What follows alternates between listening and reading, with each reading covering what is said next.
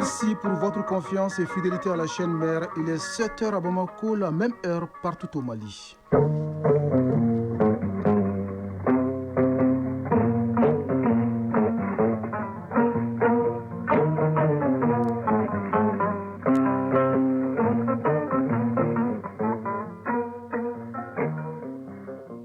Le journal Bourama Traoré. Mesdames et messieurs, bonjour et bienvenue dans la première édition de Mali Actualité, les titres. L'horizon s'éclaircit davantage entre le Mali et l'Égypte, deux pays décidés à donner plus de poids à leur coopération sécuritaire et économique. Le chef de la diplomatie égyptienne était hier à Koulouba. Après l'effort, l'évaluation, le projet d'appui à la pêche artisanale se soumet à cet exercice. Réduction des conflits liés à la gestion des ressources halieutiques et de l'insécurité alimentaire, les acquis sont importants. À RDC, un procès pour l'histoire. L'ancien chef de l'État Joseph Kabila est jugé ce vendredi devant la haute cour militaire pour soutien présumé à la rébellion. La Cour pénale internationale condamne deux chefs miliciens anti-Balaka originaires de Centrafrique. Ils sont accusés des attaques des populations civiles et des persécutions pour des motifs ethniques. La France va reconnaître l'État de Palestine en septembre prochain lors de l'Assemblée générale des Nations Unies. Le président Emmanuel Macron l'a annoncé hier sur son compte X, une annonce qui suscite pas mal de réactions. L'actu des sports Afro-Basket 2025 débute demain samedi à Abidjan en Côte d'Ivoire. Le Mali participe à la compétition. Au même moment, la finale de la Coupe d'Afrique des Nations féminines se joue à Rabat au Maroc. Le taux directeur de la Banque centrale des États de l'Afrique de l'Ouest baisse de 0,25%, une mesure qui n'est pas sans répercussions sur le marché financier de notre zone monétaire. On vous explique en fin d'édition. C'est tout pour les titres. Coopération Caire-Bamako, de la sécurité à l'économie, l'Égypte veut apporter son soutien au Mali. Une volonté réaffirmée par son ministre des Affaires étrangères et reçue hier à Koulouba par le président de la transition, Badr Abdel Hati, est porteur du message du président égyptien Abdel Fattah al-Sisi à son homologue malien Assimi Goïta. Le chef de la diplomatie égyptienne est également à Bamako dans le cadre d'un forum entre les hommes d'affaires des deux pays. Je vous propose de l'écouter à sa sortie d'audience au micro de Garibou Pérou. Bismillahirrahmanirrahim. J'ai été honoré de rencontrer son Excellence, le général d'armée Assimi Goïta, afin de lui transmettre un message de son frère, le président Abdel Fattah el-Sisi, président de la République arabe d'Égypte. Le président de la République arabe d'Égypte m'a instruit de faire tout avec la partie malienne pour le renforcement de la coopération dans le domaine militaire, dans le domaine du développement en général. Et suivant ces instructions, j'ai été accompagné par une forte délégation économique afin de trouver un terrain d'entente avec leurs partenaires maliens, de booster l'économie malienne et égyptienne en même temps, dans un cadre de la coopération sud-sud qui veille sur l'intérêt des deux pays et l'intérêt des investisseurs. C'est pourquoi il y a eu l'ouverture du forum économique entre les opérateurs du Mali et de l'Égypte afin de voir dans quel domaine avancer ensemble, qu'il soit dans le domaine des mines, de l'infrastructure, de l'énergie. C'est dans ce cadre également que j'ai confirmé à son Excellence chef de l'État du Mali l'accompagnement d'Égypte pour le Mali dans le domaine de lutte contre le terrorisme. Non seulement lutte simple armée contre le terrorisme, mais une autre lutte idéologique et développement. Pour la stabilité de la zone du Sahel, l'Égypte exprime son souhait d'accompagner les pays de l'AES dans le domaine de lutte contre le terrorisme, de la stabilité et de l'expression de la souveraineté. Très heureux d'être là en réponse à une visite que mon collègue Abdoulaye Diop a effectuée en Égypte, afin d'œuvrer avec lui de comment booster la coopération entre le Mali et l'Égypte. Shukran jazilan. C'était à l'instant le ministre égyptien en charge des affaires étrangères qui s'exprimait à l'issue de son entretien avec le chef de l'État hier à Koulouba. Le patron de la diplomatie égyptienne a également eu une séance de travail avec son homologue Abdoulaye Diop. L'essentiel des échanges a porté sur le renforcement des domaines de coopération. À l'issue de la rencontre, les deux parties ont signé un mémorandum d'entente. On en parle avec Alousseni Touré qui était au siège de la diplomatie malienne. Le ministre des Affaires étrangères égyptien a choisi la date du 23 juillet, date anniversaire de l'indépendance de la République arabe d'Égypte, pour sa visite de travail au Mali. Ce qui témoigne, selon le ministre Abdoulaye Diop, de l'excellence des relations entre nos deux pays. Des relations qui datent de nos indépendances respectives et qui sont appelées à évoluer vers une amélioration de cette coopération pour la hisser à son juste niveau. Abdoulaye Diop, ministre des Affaires étrangères et de la coopération internationale. Et nous voulons travailler ensemble pour renforcer l'amitié, la solidarité entre la République arabe d'Égypte et le Mali. Le Mali apprécie l'approche de l'Égypte, qui ne vient pas au Mali en tant que donneur de leçons, mais qui pense que, humblement, l'Égypte a une expérience à partager, a une approche, et que l'Égypte se tient en tant qu'ami et frère pour voir avec le Mali de quoi le Mali a besoin dans cette relation avec l'Égypte pour que nous fassions ensemble face aux défis auxquels nos pays sont confrontés, qui sont d'abord des défis sécuritaires. Aujourd'hui, nous essayons de travailler ensemble pour pouvoir renforcer et tisser des liens économiques et commerciaux étroits. Pour sa part, le diplomate égyptien dit être au Mali par la volonté du président Al-Sisi, avec comme instruction d'appuyer le Mali dans tous les domaines dont il peut avoir besoin. L'Égypte estime qu'au-delà de la lutte armée, d'autres aspects sont à envisager pour lutter efficacement contre le fléau du terrorisme. Dr Badr Abdelati, ministre égyptien des Affaires étrangères, de l'émigration et des expatriés. أنا جئت برسالة واضحة من فخامة الرئيس عبد الفتاح السيسي. Avec instruction directe du président Abdel Fattah al-Sisi afin d'exprimer la solidarité égyptienne, sa disponibilité à appuyer la République du Mali dans tous les domaines, surtout le domaine de lutte contre le terrorisme. Au-delà de la bonne relation politique diplomatique entre les deux pays, nous voulons cette fois-ci mettre l'accent sur la coopération économique qui pourra nourrir plus notre coopération qui ne date pas d'aujourd'hui. Le mémorandum d'entente signé entre les deux pays est l'expression de la volonté commune du Mali et de l'Égypte de renforcer et de diversifier leur coopération. Ainsi, les domaines politiques, économiques, scientifiques, techniques et culturels, ainsi que les questions régionales et internationales d'intérêt commun ont été privilégiés. Les mémorandums d'entente visent par ailleurs à faciliter la coopération entre les institutions de recherche spécialisées dans les relations internationales et à s'accorder sur des programmes de formation et de perfectionnement des cadres des deux ministères. Oui, Maliens et Égyptiens se réunissent au moment où les acteurs du secteur halieutique évaluent les activités du projet PAFA, un projet d'appui à la pêche artisanale qui a permis de réduire les conflits liés à la gestion des ressources halieutiques et l'insécurité alimentaire. Des résultats parmi tant d'autres au centre d'une concertation tenue hier à Bamako. Maïmouna Guindo y était pour Mali Actualité. Dans les eaux du fleuve Niger, chaque jour, des milliers de pêcheurs jettent leurs filets à la recherche du poisson ou autres produits dérivés de la pêche pour subvenir à leurs besoins. Pour ce faire, ils utilisent souvent des moyens limités, voire rudimentaires, car ils ont peu d'accompagnement. Mais grâce au projet d'appui à la filière halieutique PAFA, les lignes bougent. Et c'est pourquoi les résultats du programme ont été présentés lors d'une rencontre du comité de concertation et de suivi. Abdoulaye Kabdaogo, chargé de programme à l'Union européenne. Le PAFA a été décidé conjointement avec le gouvernement du Mali et sa mise en œuvre a été octroyée à l'agence la coopération belge Enabel. Malgré un contexte sécuritaire difficile, le projet n'a cessé durant toute sa durée de mise en œuvre d'accumuler donc de bons résultats. On peut citer que l'appui à la cogestion a été un véritable succès. Yacouba Diallo, gestionnaire d'intervention du projet PAFA. On a contribué à diminuer, les conflits dans l'exploitation des ressources halieutiques en élaborant et en faisant adopter des conventions locales de gestion des pêcheries. Au-delà des retards dans la mise en œuvre complète des activités, les résultats du projet PAFA sont aujourd'hui visibles sur le terrain.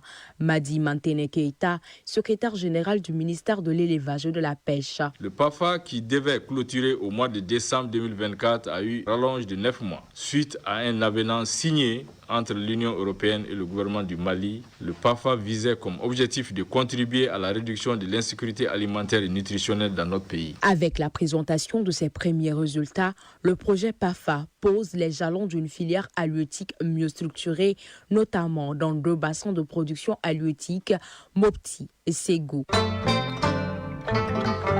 hors des frontières maliennes. En Côte d'Ivoire, le Front Commun, PPACI, PDCI projette une marche pacifique à Abidjan le 2 août prochain. L'annonce a été faite hier, une semaine après la présentation officielle des organes dirigeants de l'Alliance, formés par les deux principales forces d'opposition du pays. Le but est de réclamer une élection présidentielle inclusive à travers la réintégration sur la liste électorale de leur leader radié pour des raisons judiciaires. Pour l'instant, les organisateurs de la marche n'ont pas encore obtenu l'autorisation des autorités nationales. À RDC, le procès de l'ancien chef de l'État Joseph Kabila s'ouvre ce vendredi devant la haute cour militaire du pays. Les charges retenues contre lui sont lourdes, notamment participation à un mouvement insurrectionnel, crime contre la paix, homicide intentionnel par balle, trahison et torture. Joseph Kabila sera probablement absent à l'audience. Cela fait plus de 2 ans qu'il est en exil. La Cour pénale internationale rend son verdict dans le procès contre 2 chefs miliciens anti-Balaka originaires de Centrafrique. Edouard Ngaïsona et Alfred Yakatoum sont condamnés respectivement à 12 ans et à 15 ans de prison ferme après plus de 4 ans de procès. Des peines qui sont loin de celles demandées par les parties civiles qui espéraient une condamnation pour 30 ans, la peine maximale. Il est reproché aux 2 miliciens des attaques des populations civiles, des persécutions pour des motifs ethniques ou encore des tortures et traitements inhumains. La France va reconnaître l'État de Palestine en septembre prochain lors de l'Assemblée générale des Nations unies. Le président Emmanuel Macron l'a annoncé hier sur son compte X. Paris deviendra ainsi la première puissance du G7 à prendre une telle mesure qui suscite des réactions. Le groupe Hamas la qualifie d'étape positive alors que le Premier ministre israélien fustige une décision qui récompense la terreur. Washington parle d'une décision imprudente qui fait reculer la paix. La Thaïlande déclare avoir fait évacuer plus de 100 000 civils le long de sa frontière avec le Cambodge.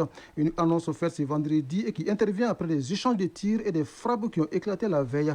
Le ministre thaïlandais de la Santé annonce également que le nombre de morts causés par les frappes cambodgiennes s'élève désormais à 14. Le Conseil de sécurité de l'ONU s'est réuni aujourd'hui en urgence et à huis clos pour discuter de la situation selon des sources diplomatiques.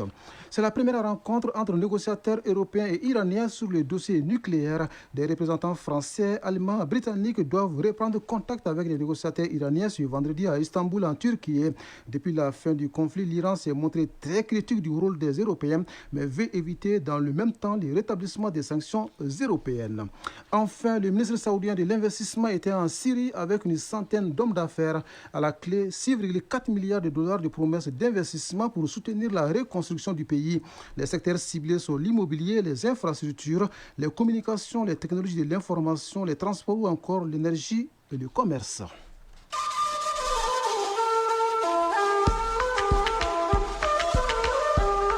AES, actualité.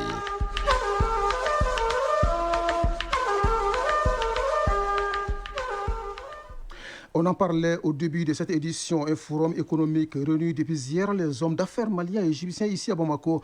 Même exercice également à Ouagadougou, au Burkina Faso, où les 2 délégations tentent de donner plus de poids à leur coopération économique. Un cadre d'échange et de réflexion pour booster les relations égypto-burkinabais dans les secteurs clés de développement. Il s'agit aussi de revoir à la hausse le volume d'exportation entre les 2 pays, estimé aujourd'hui à 1% du côté du Burkina. Le reste nous est raconté par Boukari Kenda de la Radio Nationale.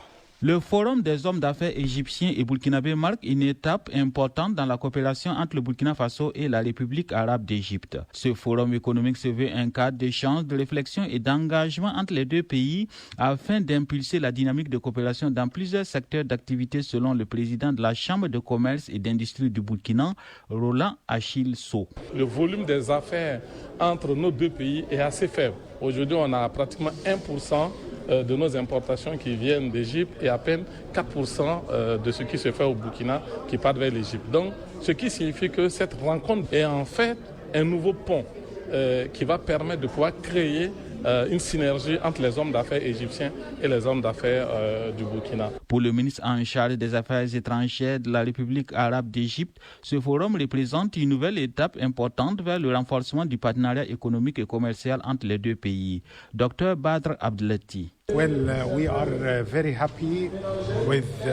Nous sommes satisfaits des résultats de cette visite voulue par son Excellence le président Sissi en vue de développer et renforcer notre coopération bilatérale avec un pays frère et ami qu'est le Burkina Faso. Nous avons une volonté politique, développer la coopération entre nos États qui entretiennent de bonnes relations, mais nous devons aller au-delà dans les domaines économiques, le commerce, l'investissement. Le ministre en charge des Affaires étrangères du Burkina, tout en saluant l'initiative, a exhorté les hommes d'affaires à multiplier ces genres de rencontres afin d'accroître les flux commerciaux entre les deux pays. Karamoko Jean-Marie Traoré. Ce forum qui est annexé à la visite au niveau politique est un signal, c'est un témoignage pour dire que nous devons donner une nouvelle dimension à notre diplomatie en donnant du volume à la coopération au développement, en donnant du volume à la diplomatie économique. Ce forum est l'occasion pour les hommes d'affaires des deux pays de faire des rencontres B2B et signer des accords de partenariat. En termes de perspective, l'Égypte entend renforcer la coopération dans le domaine de la défense, la sécurité, les transports et la culture, entre autres. Au même moment, au Niger, le Fonds de solidarité pour la sauvegarde de la patrie se renforce avec de nouvelles contributions de la population. Une mission de fonds était dans les communes de Tilaberi et Kourfei pour un exercice de redevabilité, sensibiliser et expliquer le fonctionnement de ce fonds perçu comme un pilier de la souveraineté nationale. Le compte rendu de Abdoulaye Soumana de la Voix du Sahel. Ketongassa est une initiative du Fonds de solidarité pour la sauvegarde de la patrie qui ambitionne d'éclairer la lanterne du public sur les activités du fonds. Elle répond aux questions de transparence et de redevabilité qui caractérisent le fonctionnement de cette structure de notre souveraineté. À Tilaberi, comme à Karma, peu après le mot des administrateurs délégués, la délégation conduite par la présidente du fonds, Mme Bra Riki Germakoya, a ensuite fait la présentation du fonds, ses objectifs, ses sources de financement et les activités menées, entre autres. Toutes choses ayant permis d'édifier les populations sur le fond, et cela depuis sa création. La pertinence des présentations des membres de la délégation a suscité un grand intérêt auprès du public qui, outre les questions d'éclaircissement et les contributions, a encore prouvé son engagement et sa détermination à accompagner ce fonds en mettant la main à la poche. C'est ainsi que, de façon spontanée, séance tenante à Tilaberi, la structure Télémazada a remis la somme de 50 000 francs CFA. 100 000 francs CFA pour Union des femmes Bégué, 50 000 francs CFA pour le groupement Wafake de Bagdad, 50 000 francs CFA pour l'association des femmes veuves des forces de défense et de sécurité, 50 000 francs CFA pour l'association des personnes vivant avec handicap, 50 000 francs CFA pour le village de Marie et 25 000 francs CFA pour les femmes Kagalo, soit 375 000 francs CFA. Pour cette sortie, c'est donc un total de 396 500 francs CFA que le Fonds de solidarité pour la sauvegarde de la patrie a encore engrangé.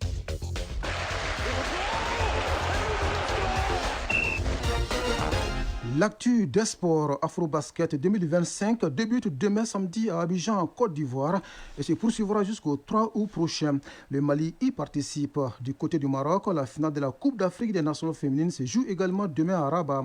Elle oppose les Marocaines aux Nigérianes. La synthèse de l'actualité sportive porte la signature de Isaac Tchino.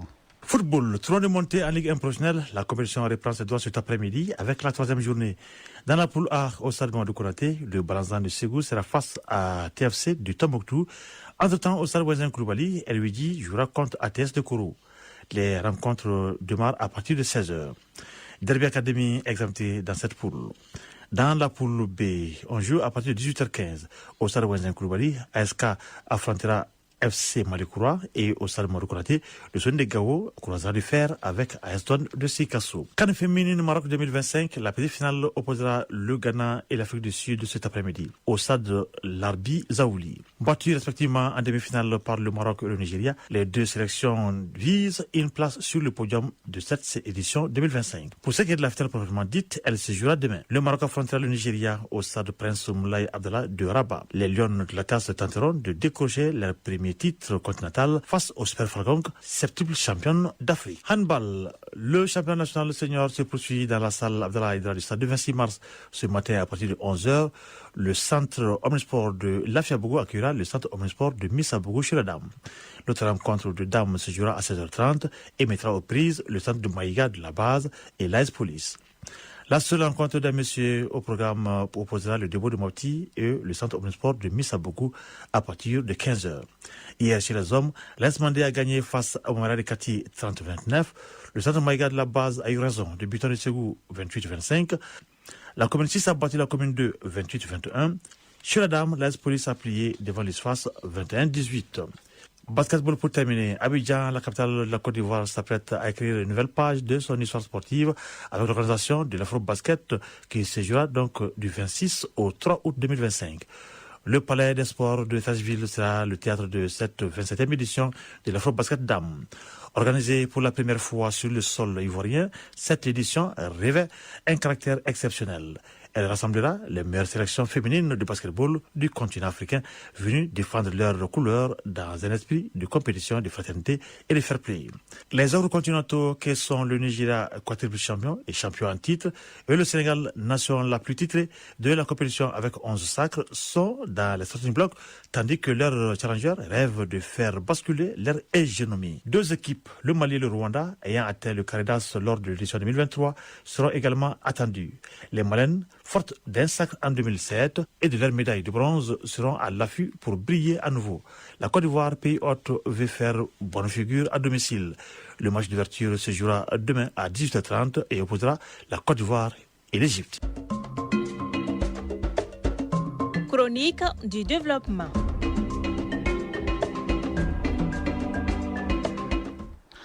Depuis juin dernier, le taux directeur de la Banque centrale des États de l'Afrique de l'Ouest, BCEAO, connaît une baisse de 0,25%. Une mesure saluée par le patron de l'Hôtel des Finances. Quelles peuvent être les répercussions sur le marché financier de la zone UEMOA? La réponse dans la chronique de développement à rediffusion signée Soumela Berthet et Marc Dambélé. Les taux directeurs et les taux d'intérêt auxquels la Banque centrale prête l'argent aux banques commerciales. Dans la zone UEMOA, c'est la Banque centrale des États de l'Afrique de l'Ouest, BCEAO, qui joue ses rôles. Pour mieux comprendre ce mécanisme et ses implications sur les marchés interbancaires, voici les explications de Modibo Mahamadou, économiste. Le taux directeur est le principal outil conventionnel de la politique monétaire.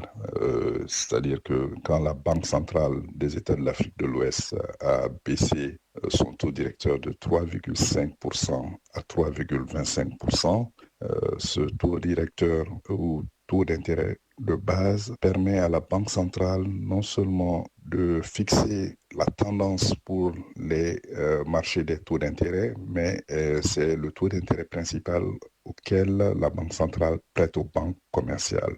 Donc ça permet de réguler le marché interbancaire, mais ça permet aux banques commerciales de fixer les taux d'intérêt auxquels elles prêtent aux ménages et aux entreprises par la suite. La baisse du taux directeur de la BCEAO va donc impacter de façon perspectible les coûts des crédits au niveau des banques commerciales de la zone UEMOA et par ricochet celui des produits pour les ménages.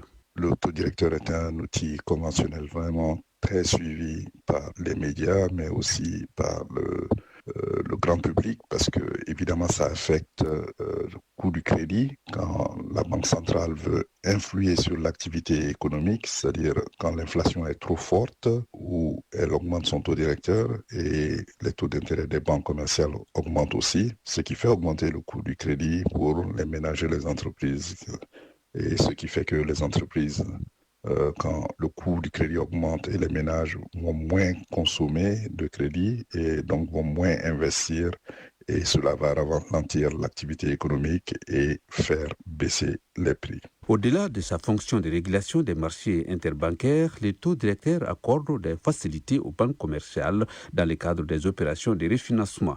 Modibo Mahamadou. Le taux directeur est l'un des principaux canaux de transmission de la politique monétaire pour sa mise en œuvre qui est faite par la Banque centrale. Par exemple, quand une banque commerciale a besoin de gérer sa trésorerie en se finançant soit en plaçant ses liquidités excédentaires, cette banque peut s'adresser soit à la Banque centrale, soit à ses collègues banques commerciales sur le marché interbancaire. Et ainsi, vous avez certaines facilités pour une semaine pour se refinancer. Les principales opérations de refinancement des banques centrales permettent d'emprunter non seulement des liquidités auprès de la Banque centrale pour une semaine au niveau du taux directeur normal, mais aussi pour des besoins plus urgents pour 24 heures, il y a aussi ce qu'on appelle une facilité de prêt marginal.